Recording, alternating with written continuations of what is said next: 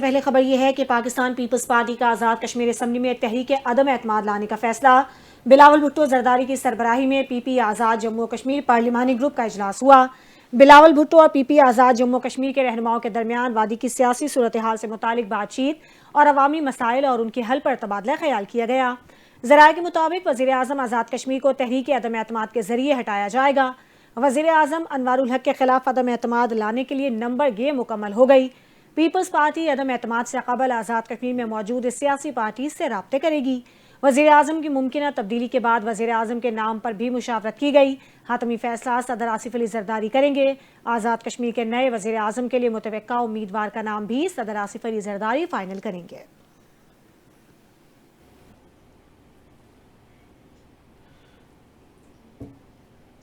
پارلیمانی پارٹی اجلاس میں ابتدائی مشاورت ہو گئی ہے، حتمی فیصلہ فائنل میٹنگ میں ہوگا۔ پی پی رہنما قمر زمان کائرہ کی گفتگو، کہا ہمارے پاس کشمیر میں نمبر پورے ہیں، صدر مملکت کے ساتھ مشاورت کی ضرورت ہے۔ نون لیگ نے اپنے فیصلے کا اعلان کر دیا۔ نون لیگ نے اپوزیشن میں بیٹھنے سے متعلق فیصلے سے آگاہ نہیں کیا۔ آج فائنل میٹنگ ہونے کے بعد میڈیا کو تفصیلات سے آگاہ کیا جائے گا۔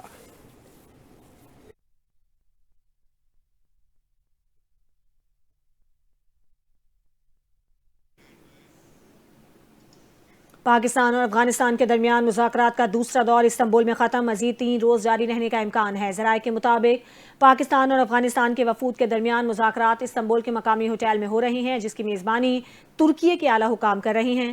ذرائع نے بتایا کہ پاکستان کی جانب سے 2 رکنی وفد میں سیکیورٹی حکام شامل ہیں، جبکہ افغانستان کی طرف سے نائب وزیر داخلہ رحمت اللہ مجیب وفد کی قیادت کر رہی ہیں۔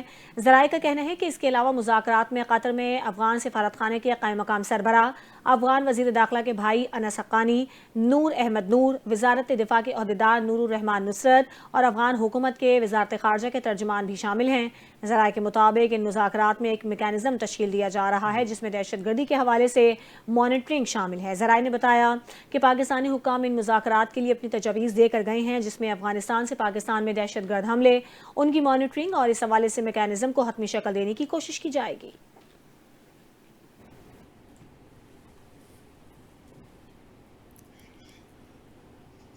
اگر افغان طالبان کے ساتھ مذاکرات سے معاملہ طے نہیں پاتے تو پھر افغانستان کے ساتھ کھلی جنگ ہے۔ وزیر دفاع خارجہ آصف کا 2 ٹوک پیغام، کہا کہ ہماری افواج اور پولیس اپنی جانوں کی قربانیاں دے رہی ہے، ہم اور آپ اس لیے چین سے سوتے ہیں کہ آپ کے محافظ جاگ رہے ہوتے ہیں۔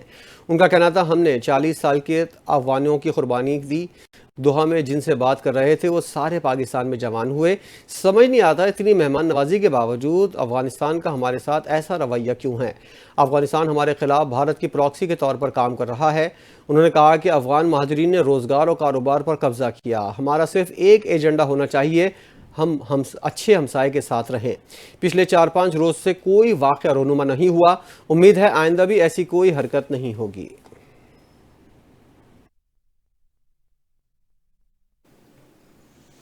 مارکہ حق میں بھارت کو دیا گیا کرارا جواب تاریخ میں ہمیشہ یاد رکھا جائے گا۔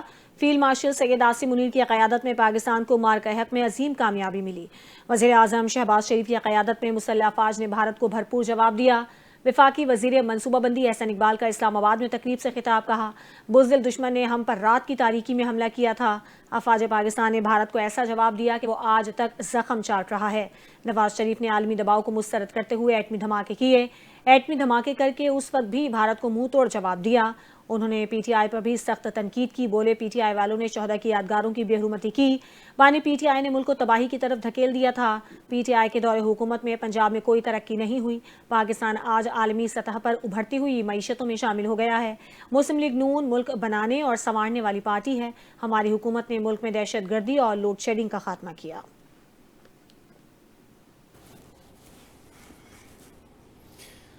نے مصر کا سرکاری دورہ کیا، جہاں انہوں نے مصری صدر عبد الفاتح السیسی سے اہم ملاقات کی۔ آئی ایس پی آر کے مطابق ملاقات میں پاکستان اور مصر کے 2 طرفہ تعلقات، دفاعی تعاون، معاشی اور تکنیکی شعبوں میں روابط کے فروغ اور علاقائی اور عالمی امور پر تبادلہ خیال کیا گیا۔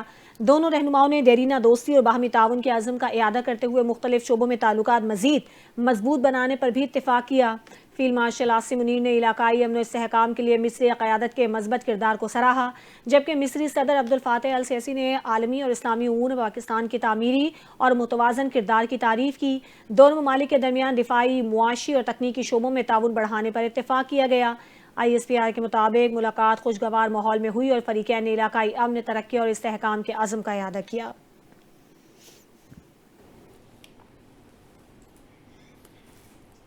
وزیر داخلہ میچے ڈسٹرکٹ کی ملاقات ہوئی۔ محسن نقوی نے وزارت داخلہ آمد پر مہمان وزیر کا پرتپاک خیر مقدم کیا۔ ملاقات میں دو طرفہ تعلقات، باہمی دلچسپی کے امور، غیر قانونی امیگریشن اور بارڈر سیکیورٹی سمیت مختلف شعبوں میں تعاون بڑھانے پر تفصیلی گفتگو ہوئی۔ دونوں ممالک نے مختلف شعبوں میں تعاون کے فروغ اور حکومتی سطح پر روابط بڑھانے پر اتفاق کیا۔ وزیر داخلہ محسن نقوی نے کہا کہ غیر قانونی امیگریشن پاکستان کے لیے بھی ایک انتہائی حساس مسئلہ ہے اور حکومت اس کے تدارک کے لیے بھرپور اقدامات کر رہی ہے۔ غیر قانونی امیگریشن میں ملوث مافیا کے خلاف کریک ڈاؤن جاری ہے، جبکہ سمندری بارڈر کو محفوظ بنانے کے لیے کوسٹ گارڈز کو مزید مضبوط کیا جا رہا ہے۔ اس موقع پر پولینڈ کے نائب وزیر داخلہ میچے ڈشک نے کہا کہ انسانی اسمگلنگ کو روکنے کے لیے دونوں ممالک کو مل کر ایک قدم آگے رہنا ہوگا۔ انہوں نے پاکستان کے انسداد اسمگلنگ اقدامات کو سراہتے ہوئے وزیر داخلہ محسن نقوی اور طلال چودھری کو پولینڈ کے دورے کی بھی دعوت دی۔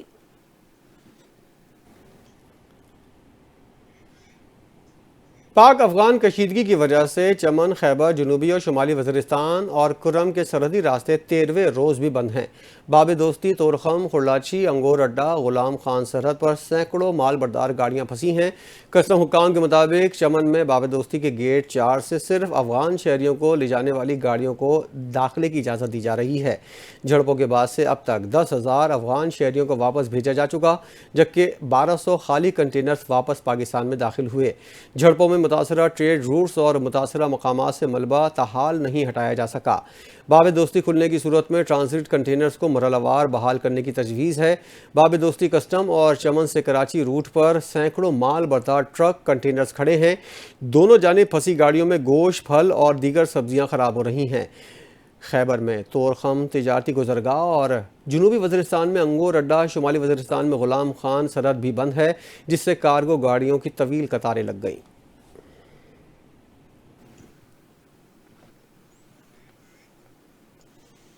وزیر اعظم شہباز شریف کی جانب سے پاکستان میں موجود جنوبی افریقہ کرکٹ ٹیم اور قومی ٹیم کے کھلاڑیوں کے اعزاز میں عشائیے کی تقریب کا انعقاد کیا گیا۔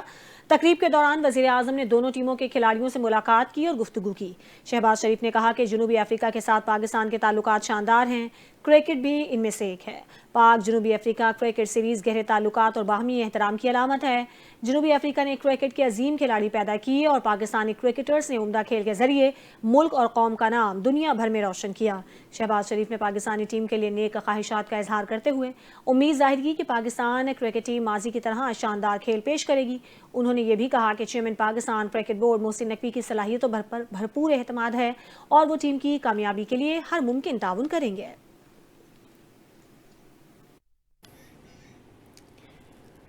ایم کیو ایم میں تنظیمی اور پارلیمانی سطح پر اختلافات شدت اختیار کر گئے۔ مرکزی رہنما انیس قائم کانی نے صوبائی اور وفاقی عہدیداروں کو الٹیمیٹم دے دیا۔ انہوں نے کارکنان سے خطاب کرتے ہوئے کہا کہ یہ نہیں چلے گا کہ چند لوگ آئیں، تفریح کریں اور چلے جائیں۔ شہر کی حالت دیکھو، 22 MNA اور 37 MPA دیے ہیں، مسئلے حل کریں ورنہ گھر جائیں۔ لوگوں کے کام نہیں کریں گے تو ہزاروں کارکنان کے ساتھ آ کر بہادر آباد بیٹھ جاؤں گا۔ ایک ہفتے سے کہہ رہا ہوں، جوڑ پیدا کرو، آپس میں اختلافات ختم کرو۔ اس شہر میں پانی نہیں ہے، اس شہر کی سڑکیں دیکھو یار، میں بھی اسلام آباد تھا، لاہور جاؤ، سڑکیں دیکھو، کون بنائے گا؟ جب تمہیں 22 MNA 37 MPA دے دیے تو اپنے گھر پہ نہیں بیٹھو، بڑی بڑی گاڑیوں میں نہیں گھومو، آؤ ان علاقوں میں کارکنان کے ساتھ بیٹھو اور یہ مسئلہ کرو۔ کوئی کام کیے ہوں تو دکھتے ہیں اور بہت سو کو دکھتے ہیں۔ وزیر اعلیٰ پنجاب مریم نواز اپنی کارکردگی سوشل میڈیا کے ذریعے بھی سامنے رکھتی ہیں۔ وزیر اطلاعات پنجاب عظمہ بخاری کا سماجی رابطے کی سائٹ ایکس پر پیغام، مخالفین پر تنقید کرتے ہوئے کہا کہ پنجاب میں سرکاری اسکول، سڑکوں کی بحالی اور اسپتال بن رہے ہیں۔ پنجاب حکومت ماحولیات، ستھرا پنجاب، ٹرانسپورٹ کی جدید سہولیات فراہم کر رہی ہے، سوشل سروسز اور بہت کچھ پنجاب کے عوام کو مل رہا ہے۔ خود کی کوئی کارکردگی نہ بتانے والے اس پر تنقید کرتے ہیں۔ چیلنج ہے، اگر کسی کی کوئی کارکردگی ہے تو دکھاؤ اور بتاؤ۔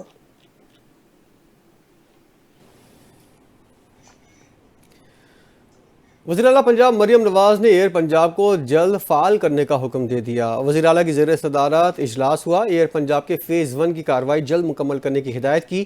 وزیر اعلیٰ کو ایئر پنجاب پروجیکٹ سے متعلق بریفنگ بھی دی گئی۔ اسلام آباد اور لاہور کے درمیان ایئر پنجاب کے فلائٹ روٹ پر اتفاق کیا گیا۔ ایئر پنجاب کے لیے جدید اور آرام دہ طیارے لیز پر حاصل کیے جائیں گے۔ اجلاس میں مری گلاس ٹرین پروجیکٹ کا جائزہ لیا گیا۔ وزیر اعلیٰ نے گلاس ٹرین پروجیکٹ کے لیے ممکنہ اقدامات کی بھی ہدایت کی۔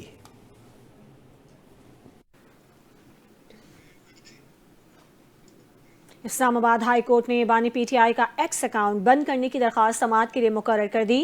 شہری غلام مرتضیٰ نے وکیل بیرسٹر ظفر علی کے توسط سے درخواست دائر کی ہے۔ درخواست میں بانی پی ٹی آئی کی غیر قانونی اور بدنیتی پر مبنی ٹویٹس ہٹانے اور بلاک کرنے کی استدعا کی گئی ہے۔ درخواست میں مزید کہا گیا ہے کہ دوران قید ایکس اکاؤنٹ سے مبینہ انتشاری پوسٹ ہٹانے اور پھیلانے سے روکا جائے۔ اسلام آباد ہائی کورٹ کے جسٹس ارباب محمد طاہر 4 نومبر کو اس درخواست پر سماعت کریں گے، جس سلسلے میں رجسٹرار آفس نے کاز لسٹ بھی جاری کر دی ہے۔ عدالت نے عمران خان کو نوٹس جاری کرتے ہوئے جواب طلب کر رکھا ہے، جبکہ national cyber crime agency, superintendent jail اور دیگر فریقین سے بھی جواب طلب کیا گیا ہے۔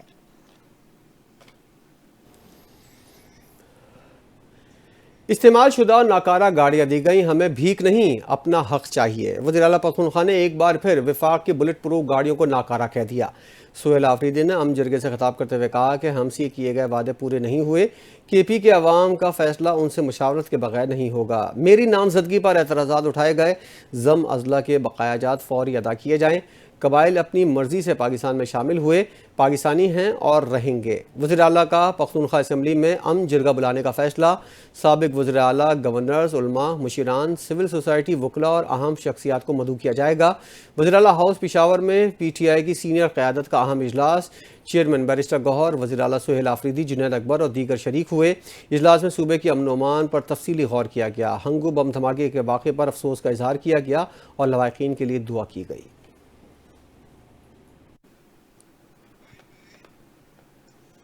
سہ ماہی ایڈجسٹمنٹ قیمت میں بجلی مزید مہنگی ہونے کا امکان۔ ملک بھر میں بجلی کے صارفین پر 8 ارب 1 کروڑ روپے کا اضافی بوجھ پڑے گا۔ بجلی کمپنیوں نے نیپرا میں درخواست جمع کروا دی۔ ذرائع کے مطابق بجلی مہنگی کرنے کی درخواست میں capacity payments, operation and maintenance اخراجات اور بجلی لائن لاسز شامل کیے گئے۔ نیپرا 6 نومبر کو بجلی کمپنیوں کی جانب سے دی گئی درخواست پر سماعت کرے گی، جس کے بعد حتمی فیصلہ متوقع ہے۔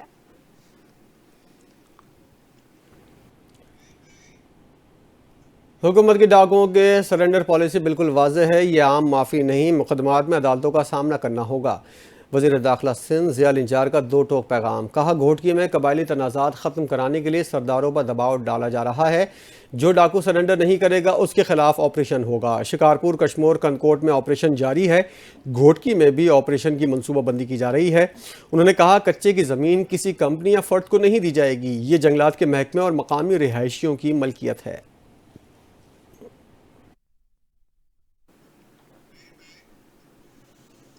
معاملہ پی ٹی آئی رہنما حلیم عادل شیخ بھی لواحقین سے ہمدردی کے لیے میدان میں آ گئے۔ کاسن، شاد اللطیف اور سچل سرمز کی زمین ہے، مگر یہاں معصوم نوجوانوں کو پولیس نے اغوا کیا اور بعد میں اس کی لاش ملی۔ اس واقعے کی شفاف انکوائری کی جائے۔ سندھ حکومت بلاول بھٹو، مراد علی شاہ جواب دیں، اس ظلم کا حساب دیں۔ کراچی میں کسی کی جان و مال محفوظ نہیں، ادارے اپنا فرض نبھانے کے بجائے غلط رویے اپنا رہے ہیں۔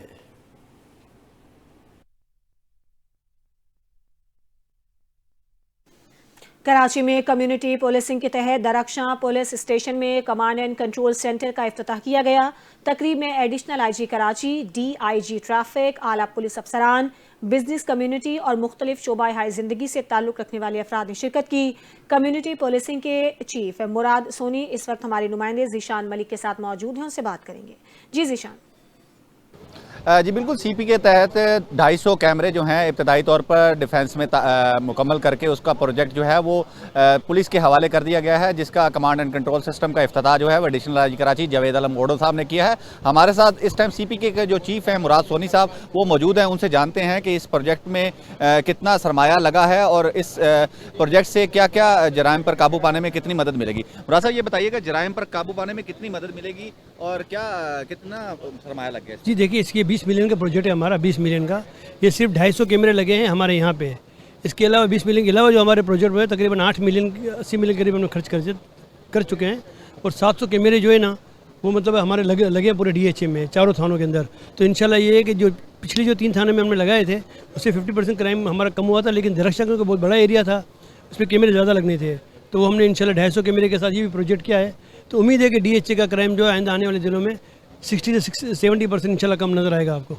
जी बिल्कुल, मुराद सोनी साहब का यही कहना है कि जो ये कैमरे 250 लगाए गए हैं, इनसे साउथ जोन के अंदर खासकर दरख्शा थाने और साहिल थाने की हदूद में क्राइम में वाज़िया कमी देखने में आएगी। खुद पर फायर खोलने वाले SP अदील अकबर से मुतल्लिक इंकशाफात। छुट्टी की दरख्वास्त और मेडिकल रिपोर्ट सामने आ गई। अदील अकबर ने मेडिकल छुट्टी के बाद 23 अक्टूबर को ड्यूटी ज्वाइन की थी। अदील का बैरून मुल्क यूनिवर्सिटी में दाखिला हो गया था। मुबैना तौर पर ख़ुदकुशी करने वाले SP की DIG इस्लामाबाद को छुट्टी से मुतल्लिक दी गई दरख्वास्त सामने आ गई। मेडिकल रिपोर्ट के मुताबिक SP अदील अकबर का डेंगू टेस्ट पॉजिटिव आया था। 20 अक्टूबर को उन्होंने पोली क्लिनिक से चेकअप करवाया था। डेंगू पॉजिटिव आने के बाद उन्होंने 3 रोज़ की छुट्टी की दरख्वास्त दी थी। DIG इस्लामाबाद ने छुट्टी मंजूर की। पुलिस ज़राए के मुताबिक इम्कान है कि SMG गन हादसाती तौर पर चली हो। पुलिसिंग माहरीन के मुताबिक हादसे में SMG गन के शॉट का 65 डिग्री एंगल है। PSP अफसरान SMG गन इस्तेमाल से ज़्यादा माहिर नहीं होते।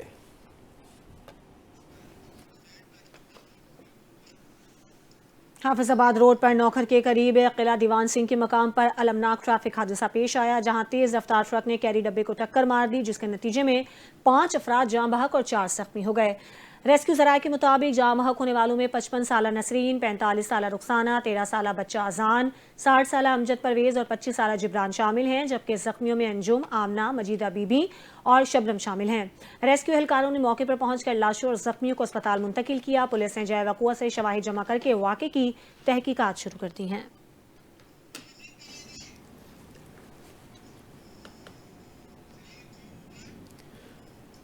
बुलेटिन से फिलहाल इतना ही। मज़ीद खबरों और अपडेट्स के लिए देखते रहिए NTN न्यूज़।